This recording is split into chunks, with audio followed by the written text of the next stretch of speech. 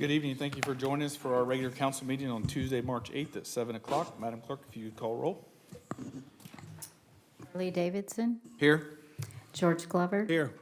Ben Salcetta, Here. Kyle Nordick, Here. Tom Jones, Here. George Capps, Here. Brandy Bailey, Here. Jim Schrader. Here. Mr. Mayor, you have a quorum. Thank you. We'll begin.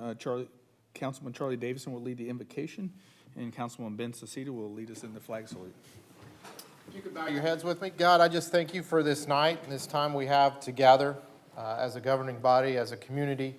Lord, I pray that you give direction to us and, Lord, just let you be the focus of our decisions, Lord, and help us to continue to make this city to be a great city, a city on a hill, a city that's a light in the community, Lord, and just help us to do your business. We just pray for the people of Ukraine, God, and the things that they're going through, the horrific things of having to flee and tragedy and things of that nature, Lord. We continue to pray for them and just lift them up to you and pray that you continue to be at work throughout this nation, throughout this community, and continue to give us guidance each and every day. In Jesus' name I pray. Amen. Amen.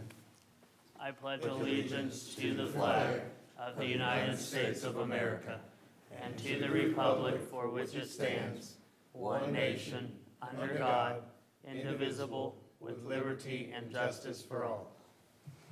Thank you, Charlie, and thank you, Ben.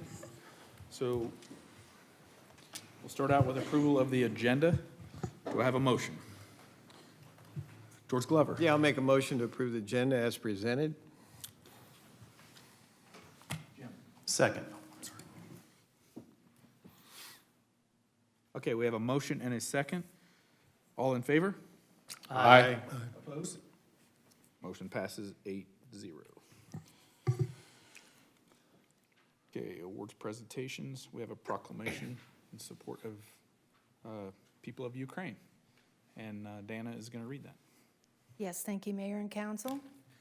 Once again, this proclamation is in support of the citizens of Ukraine.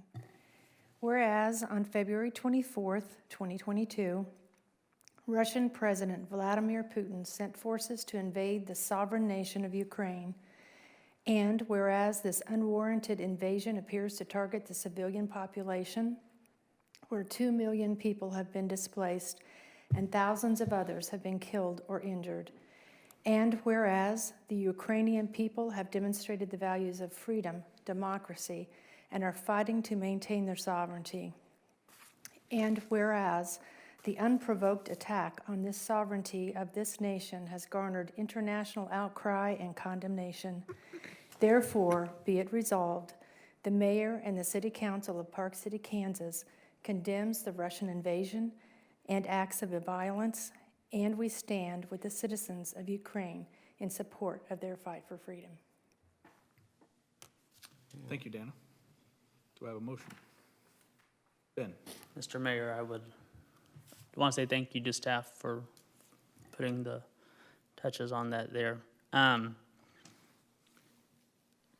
We talk about, you know, in terms of American history, I would love to have seen what it would have been like at the time of the American Revolution when men bravely stepped forward and fought for our nation's independence and just all those things that took place there. Now, as we've been inspired, or I shouldn't say we, because I can't speak for you, but I've been inspired just by watching the people of Ukraine, the president of Ukraine, and in terms of that, there's a sense of pride just to be alive at the same time as some of these heroes that no doubt will live on throughout history for their brave act of courage in fighting. And I know we have members within our community here in Park City who have family that has been displaced or is under siege now. And so I think it's important for us to take this step to show our support as a city for our fellow citizens here within our community, and not just within Park City, but within our region. So I would make a motion here to accept this proclamation. George Capps. I second that. All right. Okay, we have a motion and a second. Any further discussion? Not seeing any. All in favor? Aye. Opposed? Motion passes 8-0. Nobody signed up for public forum. City Administrator Sean, staff reports. Good evening, Mayor and Council. That's a hard one to follow. A couple different items to update you on tonight. First of all, 61st Street and Broadway, the intersection, the roundabout. It's been a long process coming, but construction starts Monday, March 14th, next Monday. Just to remind everyone, the contract calls for 200 working days, which places the completion as late as the middle of December, but the expectations from the contractor is that it should be towards the end of October and November by the time that they'll be complete. All the major businesses have been notified that at all times we will have at least one lane of traffic open. And again, we personally have gone around and talked with the various different businesses to make certain that they're fully aware of what's going on and the expected timeline, steps, and process. Second item is a blood drive. Earlier it was mentioned, I think 2 meetings ago, that we're in the conversations with the Red Cross about doing a blood drive competition between Valley Center and Park City. Originally, they were trying to shoot for the end of March, but due to staff scheduling, the Red Cross has pushed that until May 27th before they can accommodate both locations on the same day. We have up until the end of April to refine our goal, but are hoping to get 100 donations at each location that day. As we get more information, we will post that to the city's website and Facebook pages. Today at 10 o'clock, there was a statewide tornado or emergency warning drill where the sirens went off for a full 5 minutes. We had several local area businesses that did participate, and for the most part, it went very well. That being said, one of the issues identified is that there's a large gap of siren coverage in the middle towards the north end of our community. There is a siren at 85th Street near Seneca, and then there's one on Hydraulic just south of 101st Street. But the north of 69th Street all the way up to about 93rd Street on Hydraulic, there is little to no coverage. So I reached out to Sedgwick County Emergency Management, and it was very nice to discover that it's already been identified an area of problem. They're in the process of refurbishing, taking down some sirens and refurbishing them. And they are planning this summer to take one of those older sirens, which happens to be one of the loudest sirens, and they're refurbishing it and they're putting it at the Station 32, which is the Sedgwick County Fire Department here. That location will make certain that it completely fills in the void, so that'll be good for Saddlebrook, Bear Hill, all the way down to 69th Street.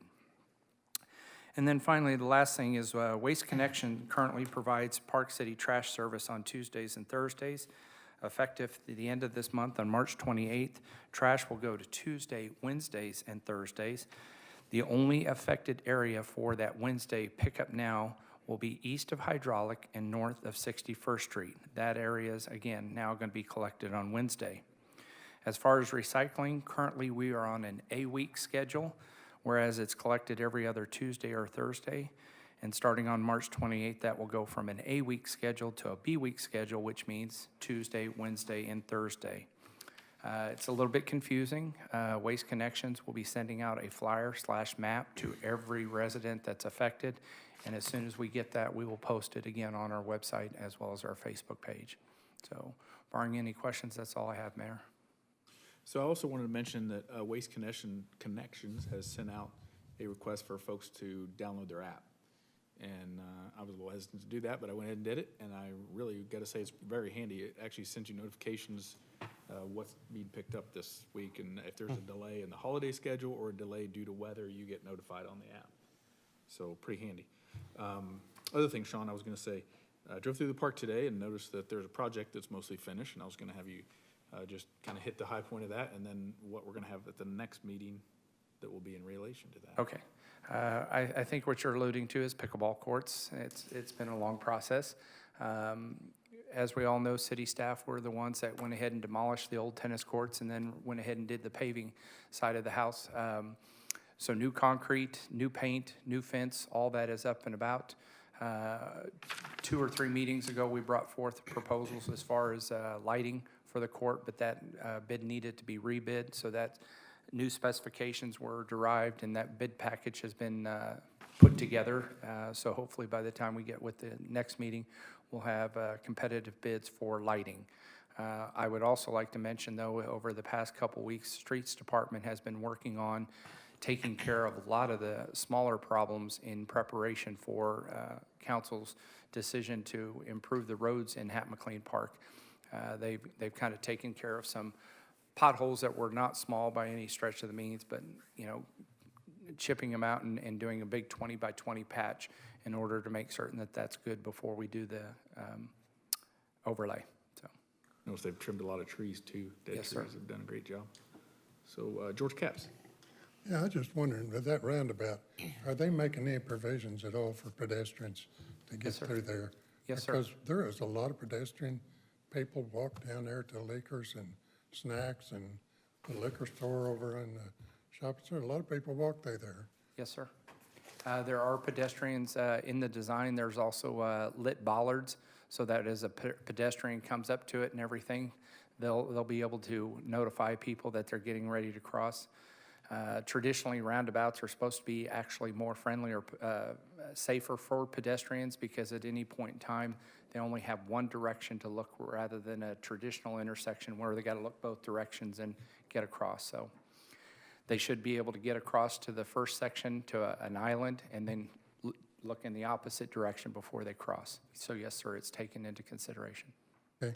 Yes, sir. Well, I'm really worried about that. I'd see somebody get run over in that intersection. I think it'll be better than actually what it is now as far as safety with these other devices. Well, you know, that intersection's always had a deal for me because there was a guy got killed right in front of me there back when I was an officer. I mean, he was wiped out right in front of me, so that was a very unpleasant experience, and it's still, even though that's been 30 years ago, it's just like it was yesterday. Guy died, he didn't have to die. Well, hopefully this entire project will improve safety for motorists and pedestrians alike. So I think it's a great step, exciting things happening here. George, is that all? Yeah. Good, okay. Thank you, Sean. All right, seeing no more comments, we'll move on to the consent agenda. Do I have a motion? Ben, I'm gonna go ahead and make a motion to approve the consent agenda as presented. Second the motion? we have a motion and a second. All in favor? Aye. Motion passes 8-0. Thank you. New business, receive annual report from youth baseball. Scott Martin.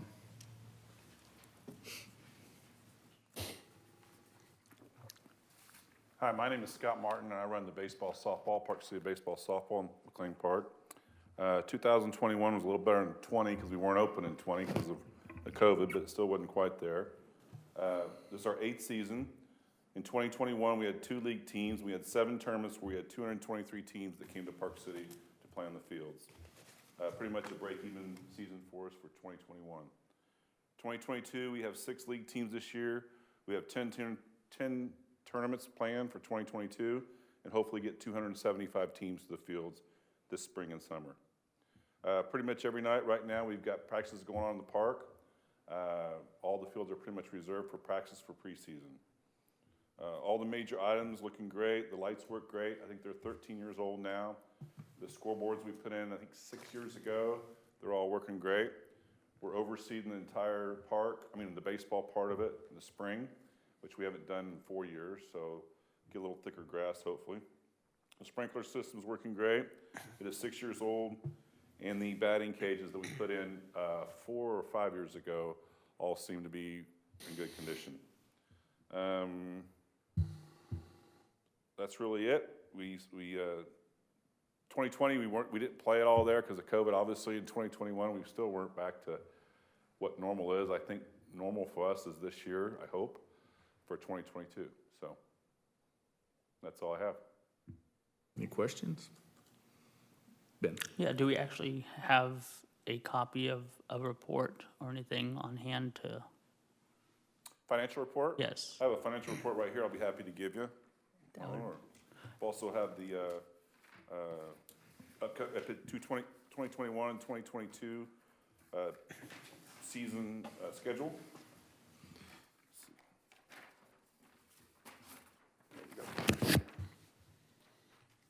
Thank you very much. You're welcome. Well, that's coming around. I'll say, Scott reached out to me earlier this week, and I called him back, and we chatted a little bit, and I just kind of let him know that I felt like something that, the will of the council, that we'd like to see some more improvements in the park. And we'd like for him to come up with a plan that we can partner, like a 5-year plan to tell us, because with the fields there, I feel like 5 years ago, or whatever the number is, we all think something's gonna happen, and now we're 5 years down the road, and we hadn't done anything. Now, COVID happened, so that would have put the brakes on a lot of it too. But I've asked Scott, and if any council member wants to work with him as well, for the city's behalf, but I know last year and the year before, we put aside $50,000 for improvement of that area, and we hadn't done anything, and again, COVID happened. But I would like to just come up with a plan so we know what we're gonna do, and, if we're gonna tackle, if he makes an improvement to a field and we do a field a year, and next thing we know, we'll have all the fields, the backstops are very bad and need replacement. They replaced the dugouts when they first got here, but, and I will say that the dirt situation, or the shell situation is much better than it was.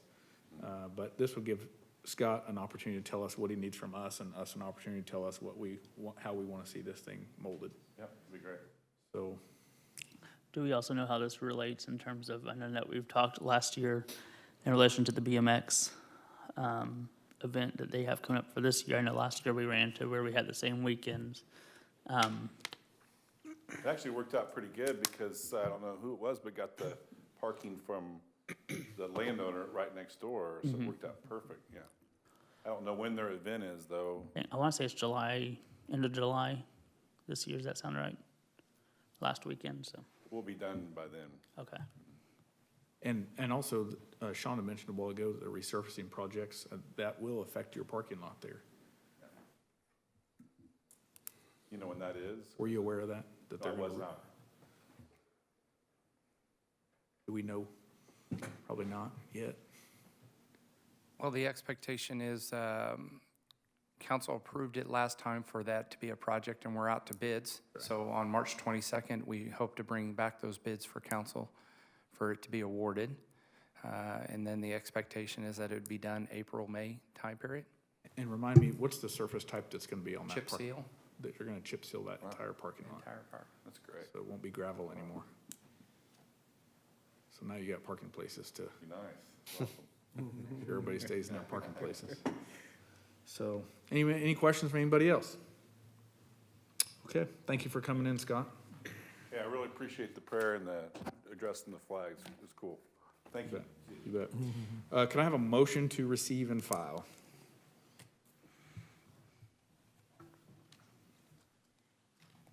Ben, You gotta make a motion to receive and file. Tom, I'll second that. all right, I have a motion and a second. All in favor?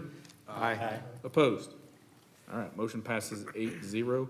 And if any of you would like to help put together a plan with Scott, please get with me after the meeting, and we'll plug the right folks in so we can make sure we do that. Okay? Thank you. All right, item 6, discuss and consider economic incentive for Kansas Coliseum LLC. Yes, sir. Kansas Coliseum LLC has made application for property tax exemption for economic development purposes with the intention to renovate an existing 72,000 square foot building on the property owned by the firm and add an additional 9,000 square foot of office space. It's estimated that 20 new full-time employees will be created with an annual salary of approximately $80,000. They have completed the required tax abatement cost benefit analysis, and based even on 100% abatement, the project has a positive cost benefit ratio of 1.62. Kansas Coliseum LLC is working with and making this request on behalf of Wichita State University's National Institute for Aviation Research, NIAR. The newly renovated space will act as an experimental and research machine shop that will support different aircraft vendors in Wichita area, as well as other portions around the U.S. Resolution 870-2030 establishes Park City's incentive policy, which outlines levels or percentages of exemptions based on capital investment, new job creation, and export sales. Pursuant to the city's policy, the Coliseum qualifies for, and there's a typo on this one, it's a capital investment of 30%. The 20 new full-time employees is 32.5% for a total exemption of 62.5%, not 80 as listed on the staff summary sheet. Given a capital investment of approximately $2.4 million, 10-year projection for property tax for all entities would be $904,000. A 62.5% abatement equates to $565,519, absent any administrative or issuance cost of the IRB. The buildings being renovated are one of 5 buildings reported under the same tax parcel ID number and is currently appraised at $1.24 million, and it has an assessed value of $311,500, with paying an annual property tax of $49,467.77. That's all I have, sir. If there are any questions, Sarah Steele with Gilmore and Bell is here to answer those for council. George Capps. Well, is that just for the building itself? What about the land? That is just for the renovation of the building, sir. Just for the building? Yes, sir. Okay, thank you. And again, also, not only is Sarah here, but Johnny Stevens is on hand as well. Ben. My question is where is this in location to where NIAR is currently at? These are the pavilions, which are directly to the east of the actual, what we consider NIAR. Okay. I was gonna say, if there's no other discussion, I'd make a motion. Or does Sarah want to talk first? We have to have a public hearing. Okay. Always likes to talk. Good evening, Sarah Steele, Gilmore and Bell. We're bond counsel to the city. You do need to convene a public hearing Okay. and hold that public hearing and then consider the resolution of intent. I'm blasted past that. Yep. Any more comments or anything? Okay. All right, I will open the public hearing at 7:23. Is anybody in attendance that would like to speak about this topic?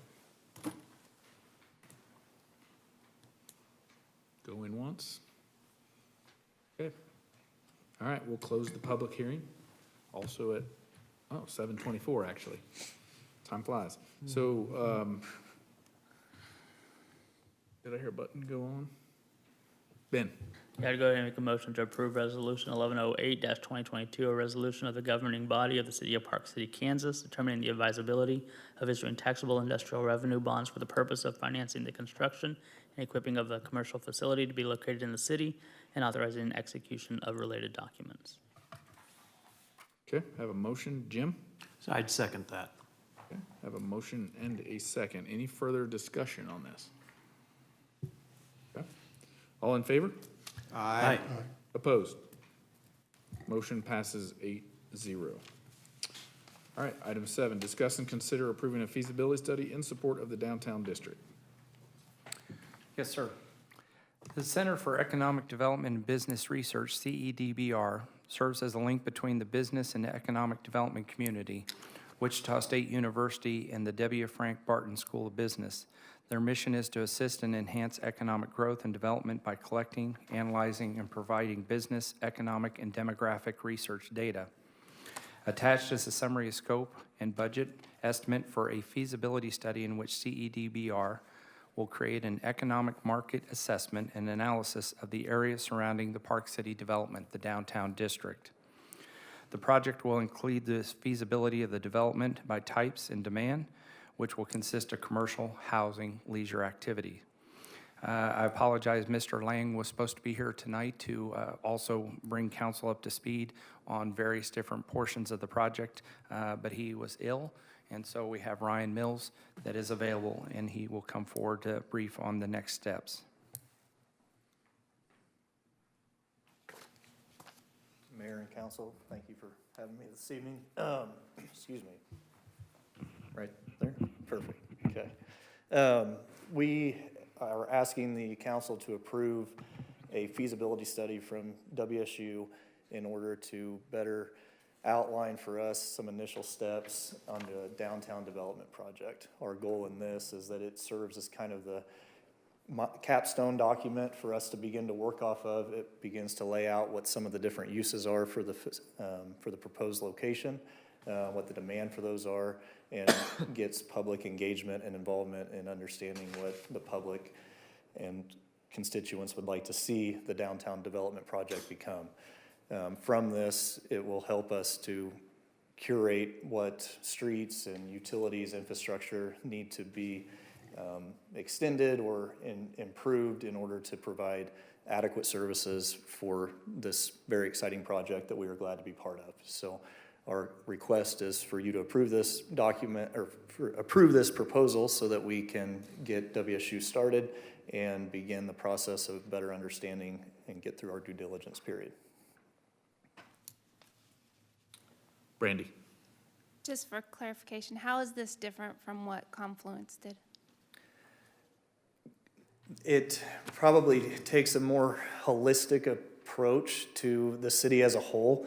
There is a lot of good information in the Confluence, and we have studied that, and between ourselves, Lang Companies, Hutton Construction, and Wildcat, who have teamed on this project, we believe that there are some gaps in the Confluence study, and maybe some lack of clear direction and clarity as to what the true demand and feasibility for certain projects is within this development.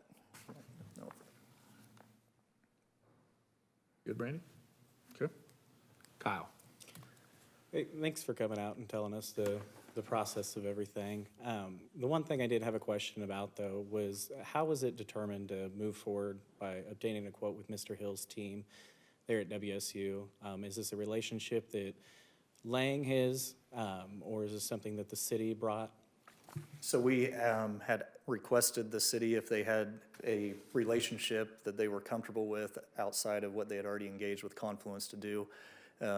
We were not given any recommendations. We have used Jeremy Hill and WSU for multiple feasibility studies and find they're very thorough and comprehensive and give us a lot of the information and background that we need in order to make more educated decisions, or advice. Okay. Are they the only ones here in town, or Really about in the Kansas City, Missouri area that would? No, there's do others, but I think from a local representation and local perspective, they probably are the most qualified to provide a study on the magnitude that we need. Okay. There are other options. We could, always, I guess, look for other bids too. We have not. We've been comfortable with them. We have a good working relationship with them. We'll get their attention and what we need from this to be a good investment. Sorry. Right. What financial pieces are going to come into this feasibility study? Are they going to be able to identify, like how the city should finance a project, if this should be a public-private partnership, or are we jumping too far ahead in that? That's probably a little too far ahead on this stage. This is really going to help set the table for us on what demand drivers are needed and where the leakage is for the city of Park City. So what services can be brought to Park City that are currently leaking into the city of Wichita or other municipalities that you could garner and capture here. So the first step is really kind of identifying what those gaps are, where there's holes, and how we can fill them, and what that demand is, sizes, amount of units, stuff of that nature. Yeah. Thank you, sir. Yep. Ben? Thank you again also for coming. Yes. So in terms of the project there, because when we're talking, working or partnering with WSU, and obviously there's a storied history there with WSU and Lang, and that's great to know that. How is WSU's work history in relation to public-private partnerships of some sorts versus other groups that could be out here in the area that maybe deal with this sort of thing more or less? And let me think how to best answer that. I think what we're asking WSU to provide us right now is not necessarily going to lay out a framework for how the development structure needs to be laid out. I think this is really a focus and specifically focused on understanding what the market drivers are and what we need to provide with what we could provide, what the demand is within this development for certain uses. I think the overall structure and the understanding will come from this. Once we have this report, it will allow us to be able to sit down and have productive conversation around what is private development, what's being fielded by private development, what's being fielded and helped through a public-private partnership. And then it'll also help us to identify what possible users would be worth keynotes to go after. I think that becomes a big part of this too. As we fill in this approximately 48 acres, I think we are going to be leaning on outside developers that come along and participate with us, and we need to be able to attract them and understand this local market and what we have to sell to them. Does that make sense? Yeah, so basically then from this part here, even though we're looking at basically getting the bones, if you will, put together for this structure or this plan, not getting into the more intricacies of how a public-private partnership would work, you wouldn't anticipate then a need for further study to go beyond that. This should suffice in terms of covering some of the things that we're not initially covering technically. Yeah, I think this will be very comprehensive for the kind of demand and feasibility of the project.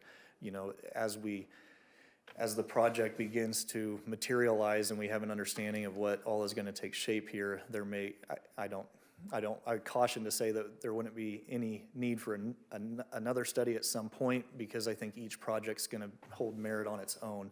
But I would say that this is going to encompass the information that we need to begin to really structure this development and the agreement between private and public partnerships. Thank you. Yes, thank you. Okay.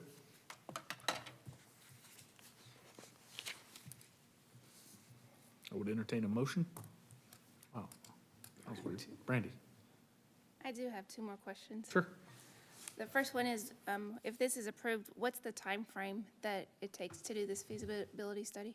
I'll need to ask them that specifically again to make sure that they haven't had any changes, but we would anticipate this to be 45 to 60 days at most. And then another question, in the scope and the budget that's in our packet, the price, it lists the price of $11,088, but then there's a $2,000 additional fee for a presentation on that, or will we get the findings results? I mean, or is that 2,000 included in this 11,000, or that's in addition to this? I just saw that part of it actually this evening as I was reading through it, because they had sent it directly to Sean first, so I had not seen the part of the $2,000. I need to ask him, because my interpretation of that is that they would charge $2,000 to come and give you the findings and speak about them. I'm going to need to clarify that, because there is the expectation absolutely that that information becomes yours, becomes Park City's. And it may be something that we're able to, as your development partner, present on their behalf rather than spend $2,000 to have them.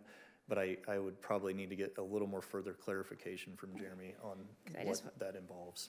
I think it's important that it is presented to us in public setting, so. Sure.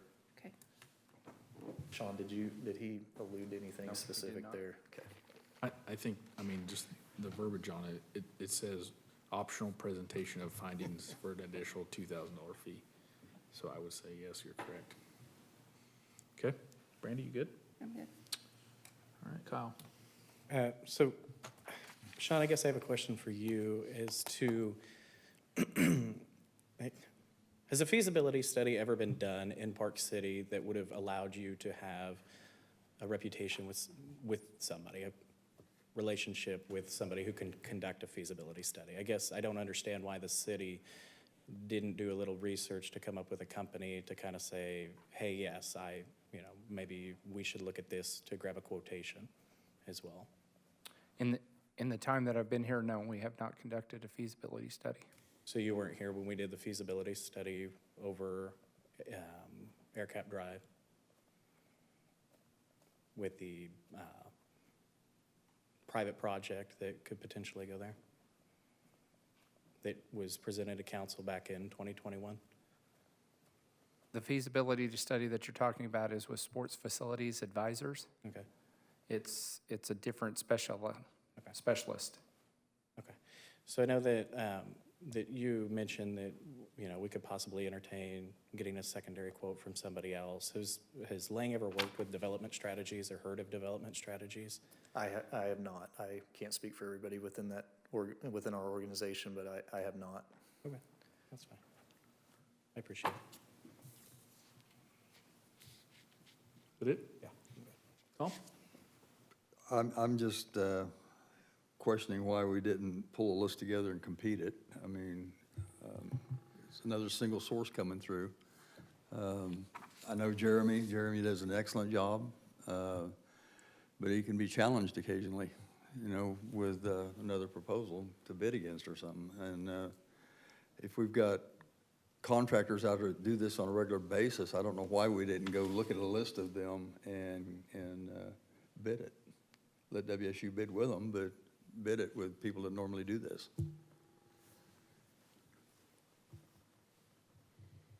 Brandy? I'll just make a motion to approve and authorize the mayor to execute an agreement with said bar in the amount of $11,088 for a feasibility study to be paid from capital projects fund. George Glover. I'll second it. Okay, we have a motion and a second. This thing is really acting up tonight. Ben? Yeah, no, I think though, just kind of what's been mentioned here even, and definitely appreciate the work that Lang and Hutton and Wildcat and Benish are doing on this project here, and it's incredible work. And I'm excited about where we're headed with the project. I do think though that what's been brought up is a valid concern and valid point in terms of, you know, we have these come up where the city is financially going to be on the hook for money. This is $11,000. It's not extremely high comparative to what we spend money on in other issues, but it is in other instances, but it's still $11,000.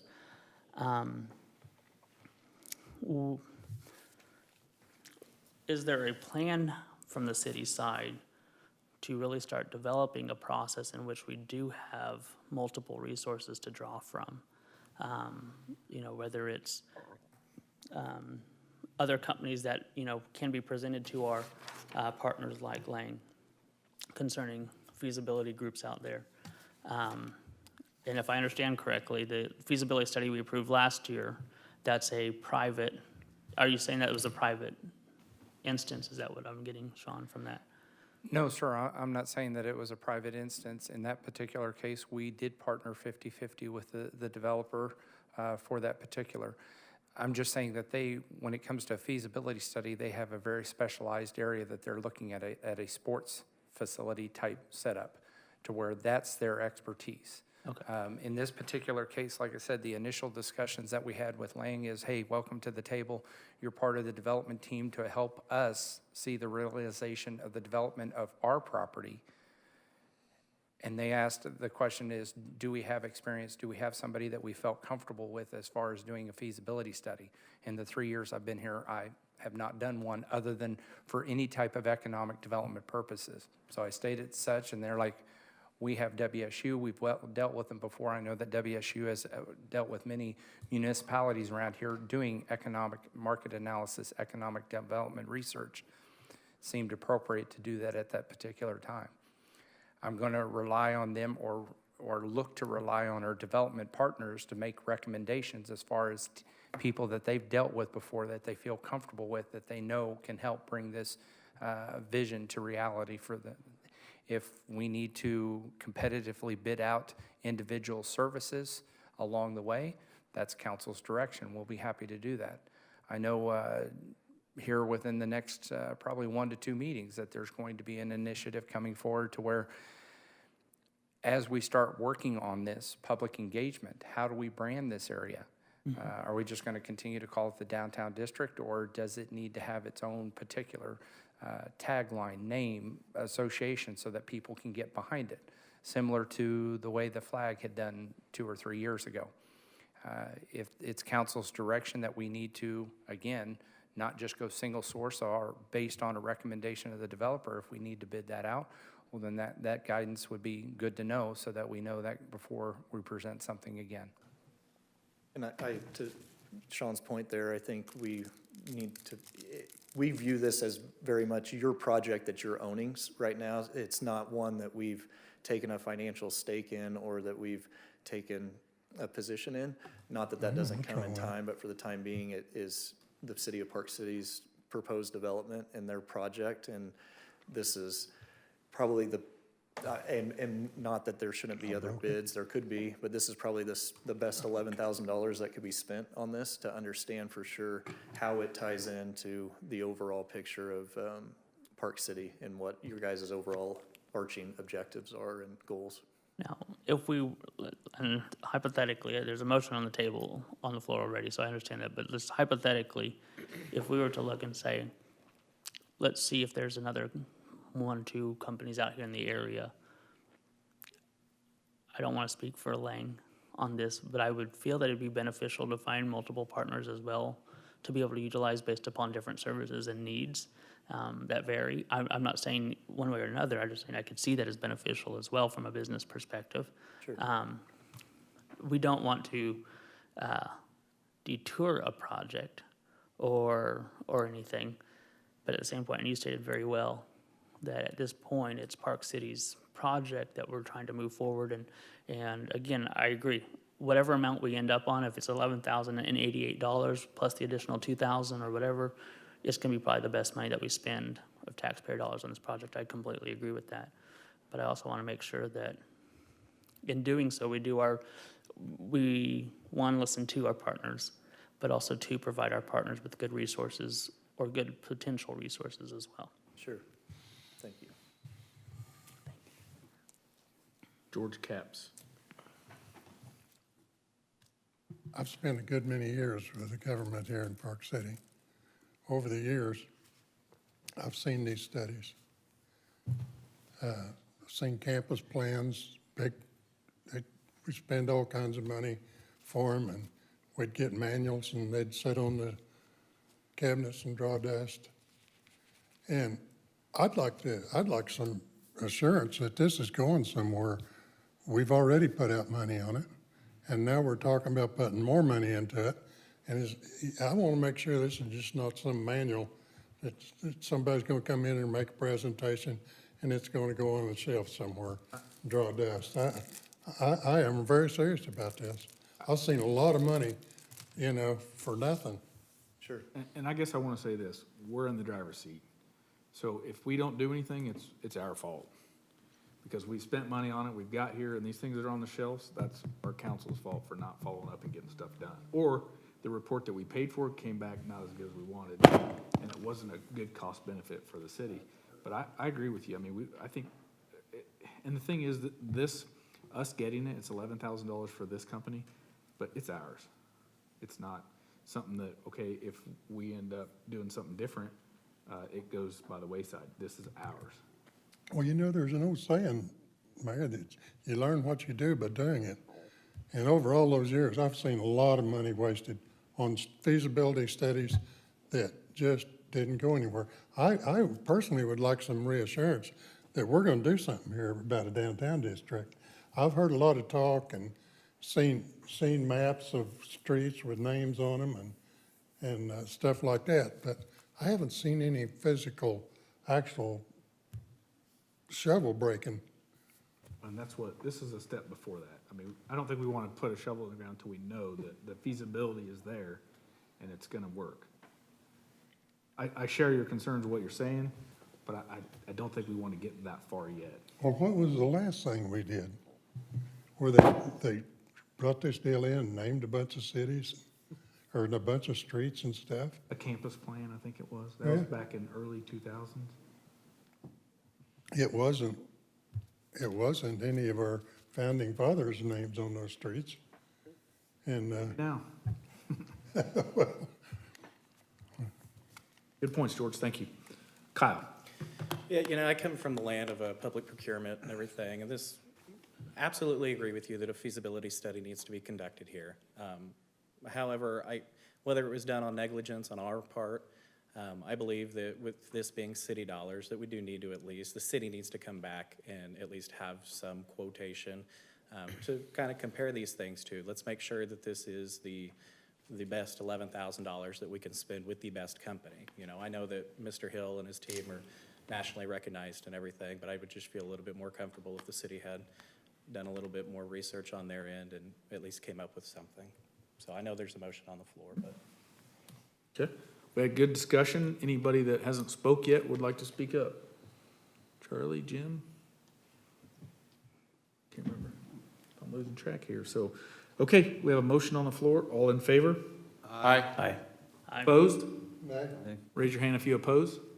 Okay, motion passes 6-2 with Councilman Thomas, Councilman Capps in opposition. Thank you, Thank you. Council and Mr. Mayor.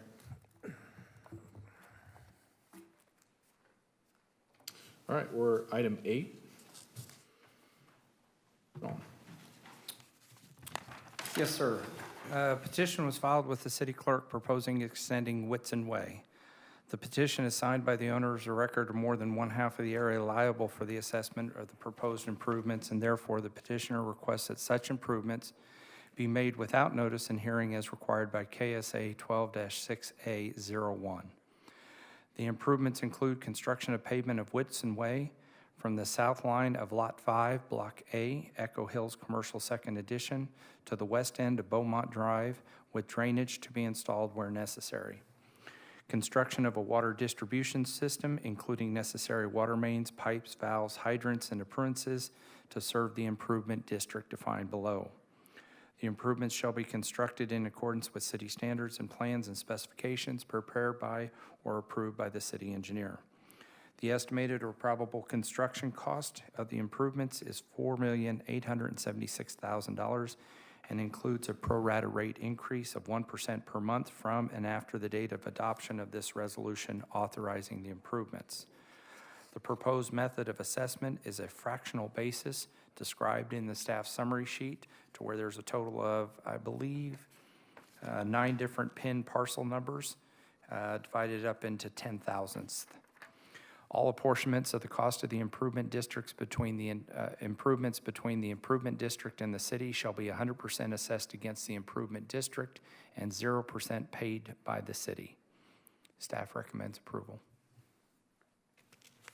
John, and without using the pen, so there's a map on this agenda item outlined in red. That's the assessed areas. That is the according to, let's see here. Next one, whoever's controlling. You're talking the first picture or the last picture? There's a total of 3 in the packet. The I first think you're one? talking. I think it's the first one. It's not the one that's on the screen right now. He's got the Whitson Way up Pages before that. there. Yeah, it's the first. That would be the improvement district.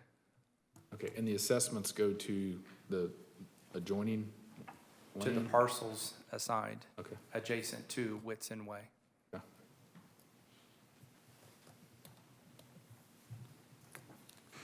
Thank you. Okay, any council discussion? Ben? Yeah, I have a question related to this here. It looks like, so the Whitson Way area and the parcels associated with this are dealing with parcels that are currently in quite a delinquent state of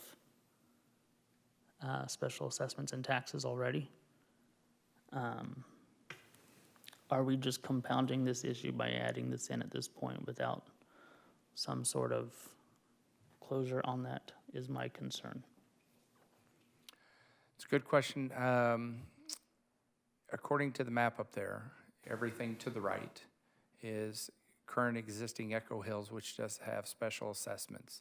The property on the top side of that, which would be sitting here trying to describe a picture, but say that's to the east of the existing, just north of Atwoods. That parcel is under contract, as are the 2 parcels to the east of that. along the existing current AirCap Drive. Those parcels are expected to be sold here within the next couple weeks, closing, to where the special assessments will be brought current. The property that's at the bottom of the screen or to the west of Whitson Way, there is no contract on that due.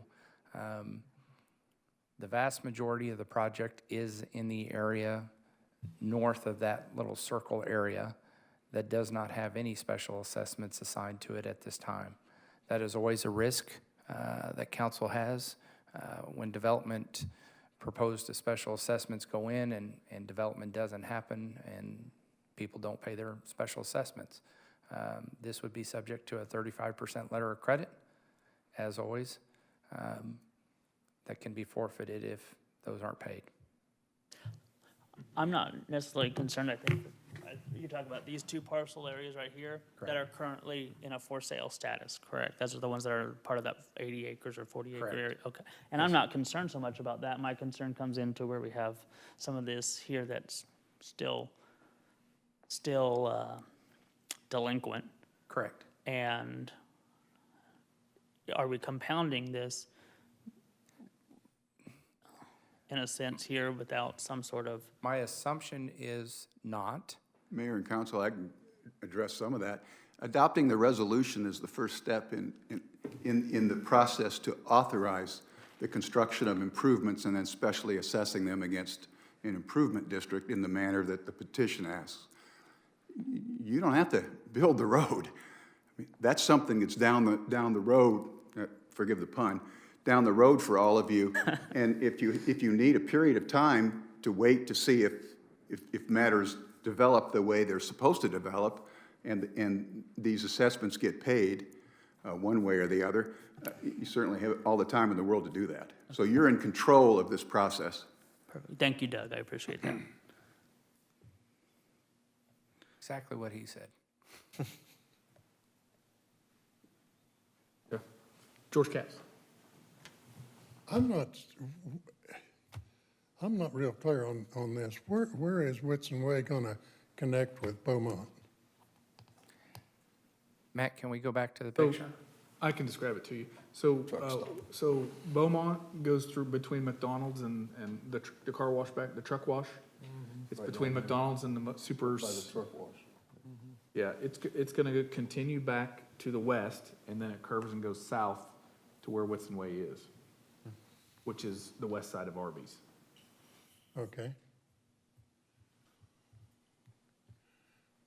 So like, now he's got it on the screen here, George. So that's the Goodyear, and McDonald's is here, and this is Beaumont, so it'll curve back around. Right over there is Arby's. So there's gonna be a circle right there on Whitson Way? Yes, sir. Okay. Okay, thank you. Yes, sir. Tom? I was going to ask a question and then make a motion if there's no other discussion, but on that, and right now it's preliminary, but we're looking at a potential roundabout there. Will that be for truck traffic too, or will that be passenger car traffic like 29th and Greenwich Road up north? It's a proposal. I don't have, Have anything? Okay. no, sir. And I understand we're just green lighting something right now, so, Yes, sir. and it's to be determined. But if there's no other discussion, I'm going to make a motion to move to approve Resolution 1109-2022, a resolution determining the feasibility or advisability of the making of certain internal improvements in the city of Park City, Kansas, making certain findings with respect thereto, and authorizing and providing for the making of the improvements in accordance with such findings, subject to a letter credit. And in parentheses, street and water, Whitson Way. Ben? Yeah, thanks, Doug, for answering the question on that, so I have no problem seconding. Okay. And just a question for clarification, Tom, Sean, the letter of credit is through who? Through who? Yeah, who's the letter of credit from? It would be from the developer that's proposing the project. Thank you. Okay, we have a motion and a second. I have no more lit up, so all in favor? Aye. Opposed? Motion passes 8-0. Item 9. Similar in fashion, petitions for water distribution, sanitary sewer paving improvements were filed with the city clerk and approved by the council back in August of 2020. This is for Prather addition. All were signed by the owners of record of more than one half of the area liable for the assessment. So the proposed improvements, and therefore the request was approved without notice and hearing as required by KSA 12-6A01. Since August, the developer has contracted to make said improvements, but the estimates came in higher than was originally approved in the petition. Attached are 3 updated petitions reflecting the updated amounts, and they're listed there in your packet. The description of the improvements, the improvement district, the method of assessment, and the apportionment and the cost between the improvement district and the city all remain the same. Staff recommends council approve the updated petitions and approve resolutions 1110, 1111, and 1112.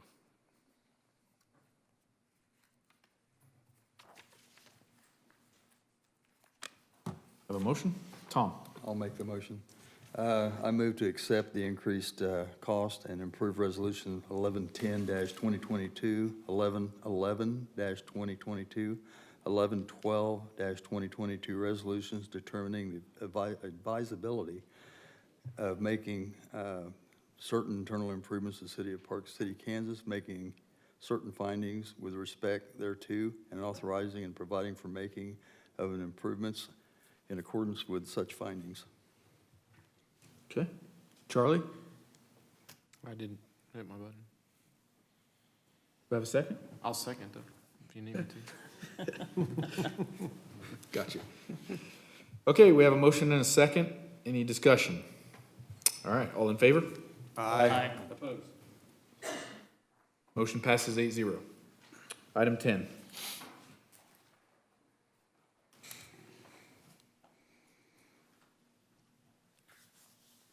Good evening. Council approved a contract with Hubert Technologies to make repairs and improvements to the main lift station back in August of last year. During the replacement of the near gearbox and brushes for the trash screw and the wet wheel, additional damage in the screen body was discovered, and it was not included in that original contract. Repairing the additional damage requires coordinated effort with multiple contractors. They got to block the incoming flow, pump the water out, the wastewater around the lift station, vacuum and clean the wet well of the main lift station, and then replace the damaged screen body, install new brushes in the trash screw itself. I've attached the proposals from Huber Technologies, Mayor Specialty, Hickman Environmental Services, and Mobile Mini, and the overall sum of that would be $36,989.92. This is an unbudgeted repair to that main lift station. It would be paid utilizing the utility fund sewer account. Do you guys have any questions? Ben? I don't have any questions on here, and part of where we're at right now with updating our infrastructure, and so I think, you know, it's always wise to be good with unspent funds within our budget so that we can accommodate these situations as they come up throughout the year. So I would go ahead and make a motion to approve the quote from Mayer Specialties in the amount of $7,700, Hickman Environmental Services in the amount of $2,500, Mobile Mini in the amount of $2,843.40, and Huber Technologies in the amount of $24,446.52 for the repairs to the main lift station to be paid out of the utility fund sewer department. Yeah. Charlie? Second. Sir, if I may, there's actually a error on the suggestion motion. Yeah. The Mayor Specialties is 7,200 instead of 7,700. Okay. We usually do those as not to exceed anyway, so you're good. Yeah. Reflect that in your motion? Yes. Charlie, second? Second, yes. Thank you. Okay, it's been changed. All right, any further questions? All in favor? Aye. Opposed? Motion passes 8-0. Thank you. Thank you. Governing body reports. I'll defer to the council first. Go ahead. I have nothing tonight. Randy? I have nothing tonight. George Katz? I don't have anything, John. Tom Jones? Don't have anything. Kyle Nordic, nothing. Didn't so say it. Set your clocks forward this weekend, it's time change, and so that, and I will just again add, I'm thankful to live where we do.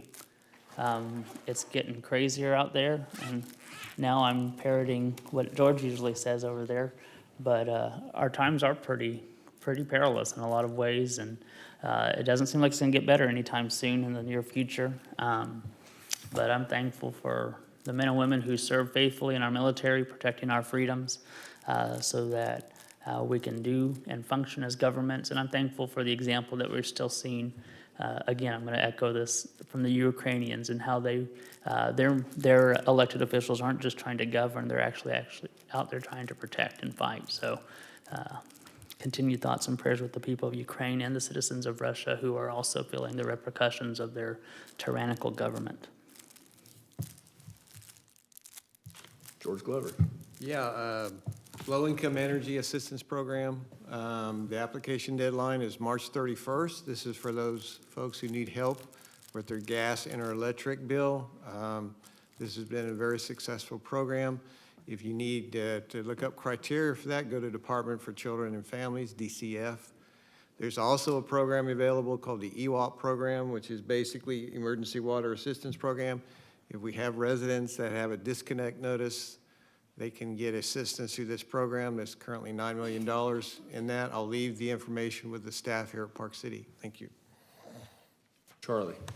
I'm glad baseball is back in Hap McLean Park. I think it's going to be exciting this year. And for the improvements that we decided to do in that area, I'm excited for that as well. Also, just continued prayers for the conflict in Ukraine. I'm glad we did a proclamation tonight on that. Appreciate the staff working to put that together. That's it? All right, I guess from me, I'll say thanks to you guys for all coming in, and staff also for participating in our workshop. I feel like we've got a lot of really good things happening in town, and I think coming in the near future, they're gonna see really a lot of growth going on really fast. So we see it at every area of town and in different styles. There's some economic development going on and some residential stuff that's happening. So very exciting. So thank you guys for your input in our workshop tonight. With that, I will entertain a non-debatable motion to adjourn. Tom? Make a motion, we adjourn. Second. Okay. Sorry. And a second. All in favor? Aye. We don't oppose. Is our Wi-Fi down?